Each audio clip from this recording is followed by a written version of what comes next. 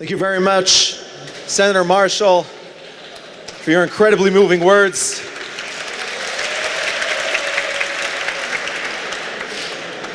To know your heart and see you bare your soul, we know that you are among the Jewish people in a very, very, very deep way.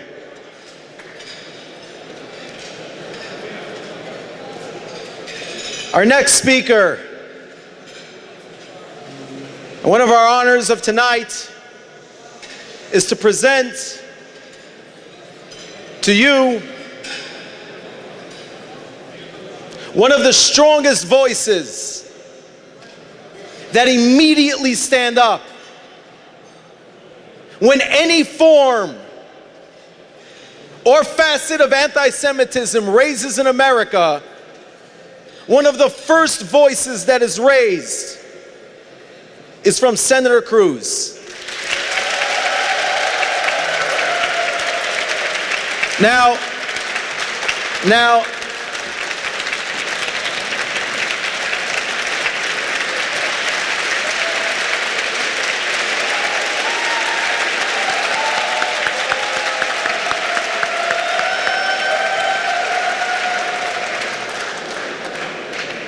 I'm going to cut the list of accolades because every single one of them are going to deserve a standing ovation.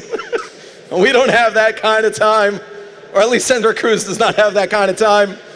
He was instrumental in the First Step Act, intervening on unfair excessive sentences against nonviolent criminals and first-time offenders. Earlier today, my brother-in-law sent me a clip. He said, "This is my favorite clip of Senator Cruz." And immediately I fell in love with the clip. It was when Senator Cruz quoted my favorite author, Dr. Seuss, in Washington, when he read to them Green Eggs and Ham. Now, I found out, someone pointed out earlier, that Senator Cruz and I have a lot in common. We're both speakers. We both have awesome beards. We're both lawyers. We're both legislators. Two out of those things are true. It doesn't matter. The point is that with his relationship with the Jewish people that has superseded just words and has gone into dedicated action, has shined a light and given new hope to our adopted home. My son just this past week did a paper on immigration, and he was showing me some of the topics that some of the other boys wrote, and it was all about escaping persecution from other countries. And I said to him, "Yonatan, forget all that. It's important to remember where we come from, but do your paper on the opportunities that those people fought and died for." Senator Cruz are one of those rare beacons that we can look at and say, the promise of the Golden America for us was real. If Senator Cruz's relationship with us, with this act, with this bill, were to have a Dr. Seuss title, it would be, "Oh, all the places we will go." I present to you with a great honor, Senator Ted Cruz.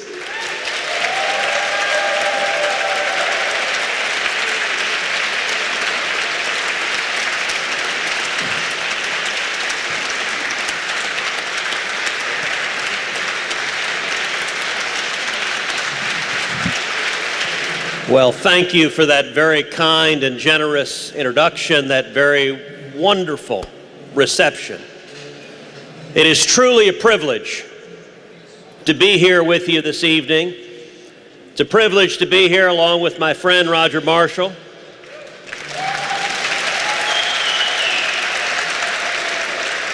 Roger and I, just a week ago, traveled down to the southern border in Texas, and he has become a close friend in the United States Senate. And I will say the fact that he delivered 5,000 babies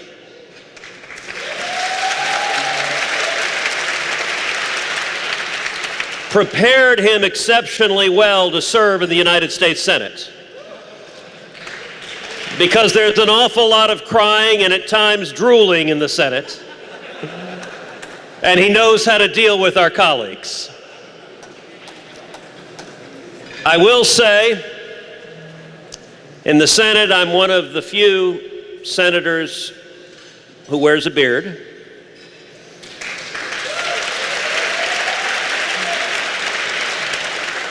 And as I'm with the remarkable men gathered here tonight, I must say I feel thoroughly and completely inadequate.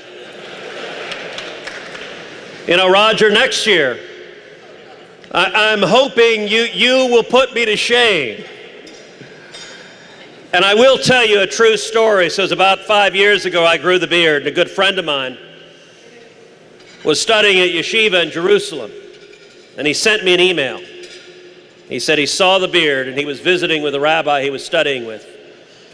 And he said the rabbi told him that he loved the beard and that it had a rabbinical and Talmudic look that would bring fear to the enemies of Israel and bring peace to the Middle East.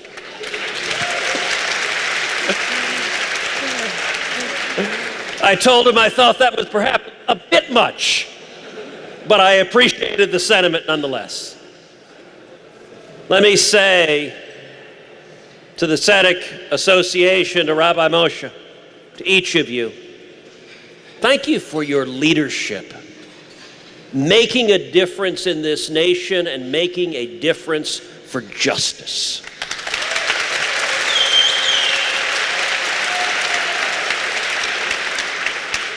You know, it's one thing to talk about justice.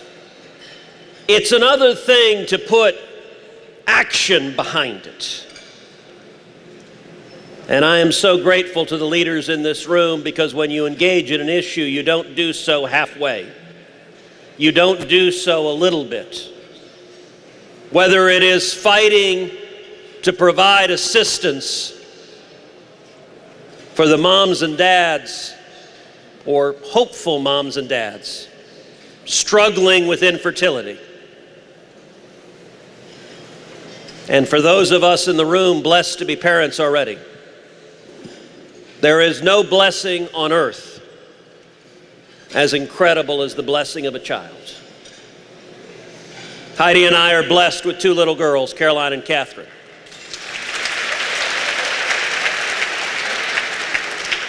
Our daughters are 15 and 12. And I still remember when Caroline was just 2 years old, and Heidi was pregnant with Catherine, about 8 months pregnant. And our daughter Caroline had this blanket she called Binky, that she loved that thing. She chewed on it constantly. I have to tell you, it was nasty. Everywhere she went, I think at age 2, there was nothing on planet Earth she loved more than Binky. And at age 2, I remember in our living room, she came up to Heidi, and she came up to Heidi's belly, and she began talking to her little sister. And she held up the blanket, and she said to Heidi's belly, she said, "Does Catherine want to chew on Binky?" And it was a moment where Heidi and I both had tears in our eyes, because our little girl at age 2 knew that was her baby sister that she was very soon going to have the joy of meeting and welcoming into the world and torturing for the next 12 years of Catherine's life. So thank you for the difference you make on welcoming children and helping more men, more women have the joy of being a dad, of being a mom.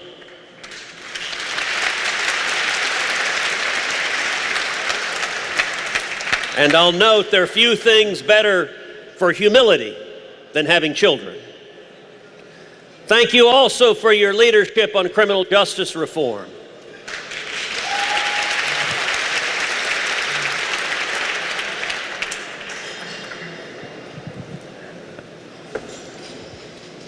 With permission of the senator, there's Chagahat Ayit leib mi mit a größer Herz hat mir jetzt geklappt.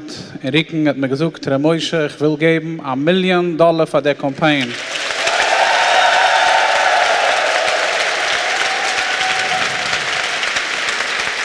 Urav Harabuni an Nugget, Rabbi Yonason Straße. Da der Eibestein helfen.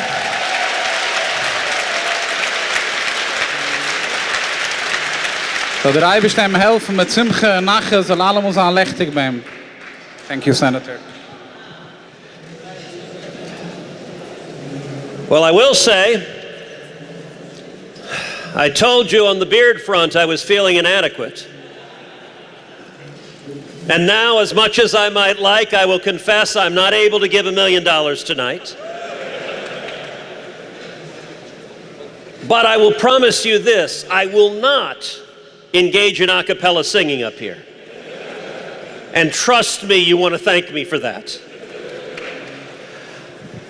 Let me say on criminal justice reform, with the First Step Act, I was proud to have the chance to work with the TZEDEK Association,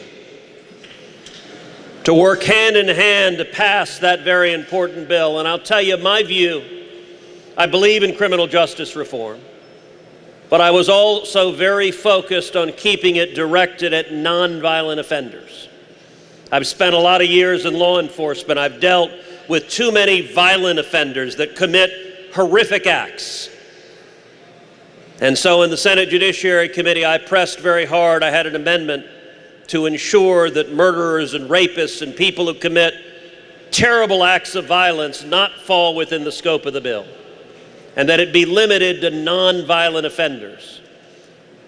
And I'll tell you, the battle played out in the Senate where the votes were unclear and it was not going to be brought to the Senate floor. And actually, Jared Kushner from the White House was on the phone with me, leaning in hard, and I told him, Jared, I will support the bill if you include my amendment excluding violent offenders, and I will not support the bill if you do not. Jared said, we will add your amendment. I said, then you've got my support. I put out the announcement, and the vote was scheduled the next day.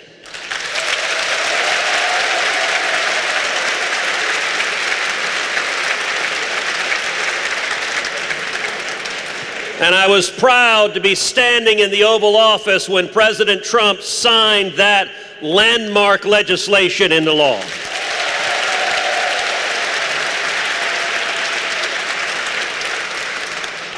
And TZEDEK made interesting and unusual allies, including Kim Kardashian, who has worked with you to fly female soccer players to come out of Afghanistan and to escape to liberation.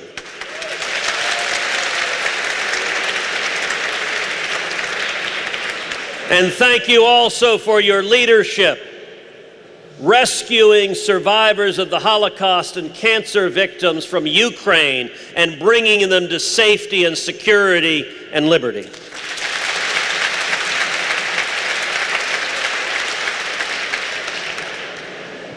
You know, I will tell you, I was elected to the Senate 11 years ago in 2012.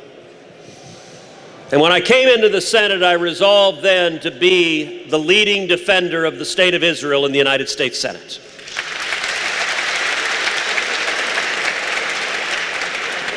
Now, some people have asked, why is a Cuban, Texan, Southern Baptist the leading defender of Israel? I will tell you, it is from my heart and the depths of my soul.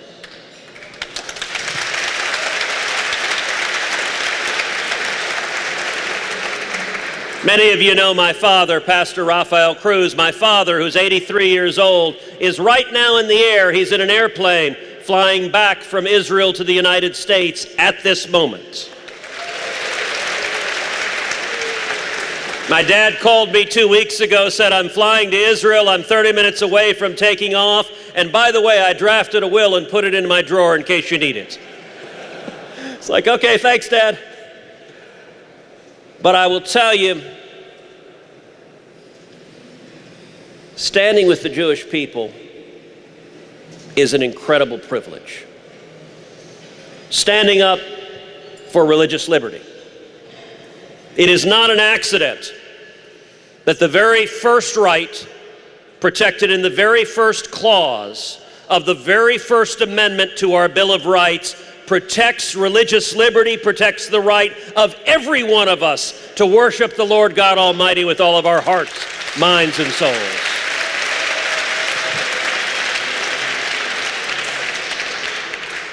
And I will say it was heartbreaking, particularly during the COVID pandemic, to see New York's Mayor Bill de Blasio. So he's not well liked here? Targeting the Orthodox Jewish community for persecution. Singling out your community. And somehow his reasoning was that if you go to a riot for Antifa or Black Lives Matter, the COVID virus did not exist. But if, God forbid, you went to synagogue or yeshiva, everyone was going to die.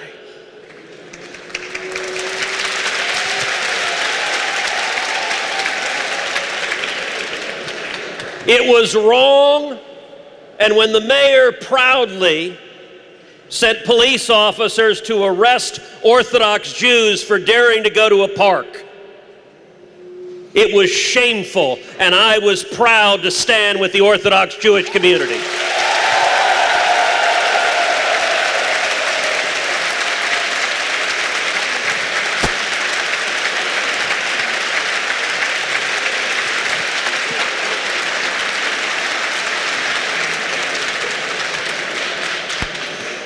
Look, faith matters.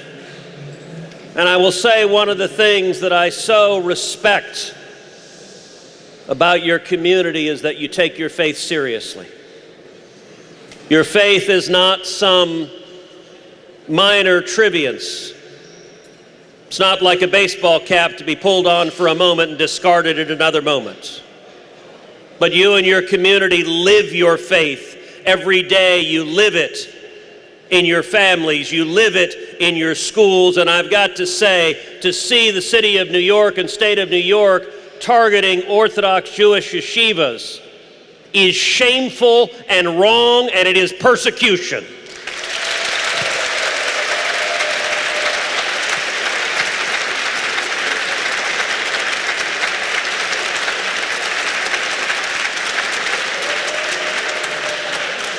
You have a right as parents and a responsibility as fathers and mothers to raise up your children.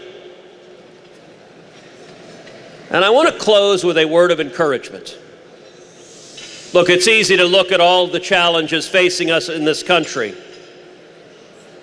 and to be discouraged and to think we're on the wrong path, and in many ways we are on the wrong path. But I'll give a word of encouragement. We all remember a few years ago when there were a handful of angry leftists in the House of Representatives who engaged one after the other in blatantly anti-Semitic comments, attacking the Jewish people and repeating stereotypes that are false and lies.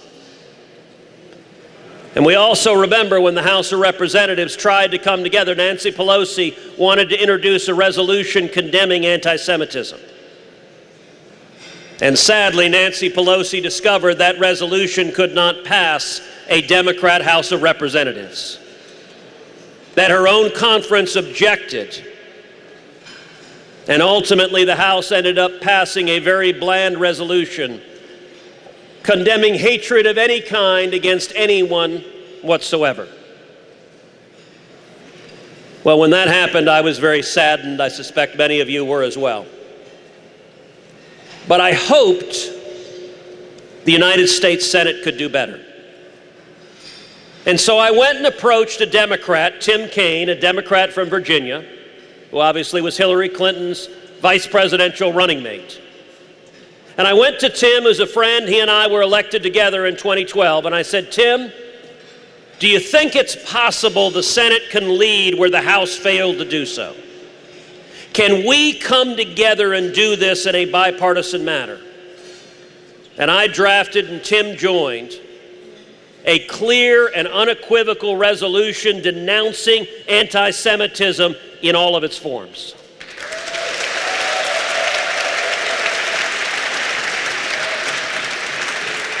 The resolution denounced anti-Semitism by name. It denounced BDS as a manifestation of anti-Semitism. And it called out in particular the shameful comments from the members of the squad in the House. And I'll tell you, Tim and I went to the Senate floor to try to pass our resolution. As we went down there, we didn't know if a Senate Democrat would stand and object. Just one could have defeated that resolution on that day. Tim and I went and stood together, and I'm proud to tell you the United States Senate passed our resolution condemning anti-Semitism 100-0.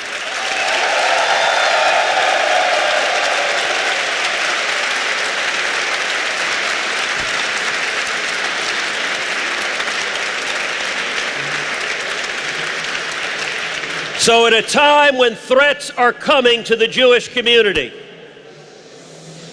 sometimes growing day by day, know and be encouraged that it is possible to bring together people in unity to stand with the Jewish people.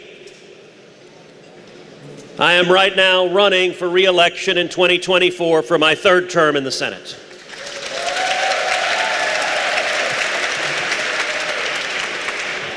And I tell you, I am committed to standing and fighting each and every day to stand alongside the state of Israel, to stand alongside and defend the Jewish community, and to stand along and defend religious liberty for every American in our great nation.